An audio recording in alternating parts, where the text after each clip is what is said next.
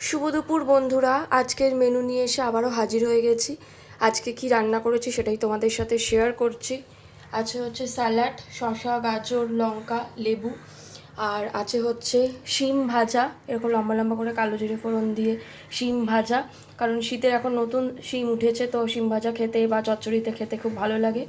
আর এখানে আছে পাঁচমিশালি তরকারি, মানে সবজি, শিম, আলু, বেগুন, তারপরে গাজর দিয়ে মাছের মাথা দিয়ে একটা ছ্যাঁচড়া মতো করেছি।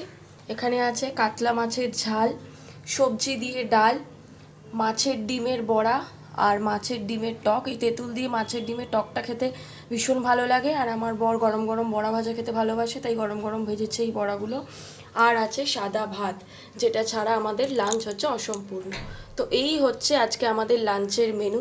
কেমন লাগলো তোমাদের অবশ্যই জানাবে, আর কমেন্টে জানাবে কারা কারা মাছের ডিমের এরকম বড়া আর তেঁতুল দিয়ে এরকম টক খেতে ভালোবাসো। আমার তো ভীষণই ভালো লাগে। তো চলো তাহলে, টাটা।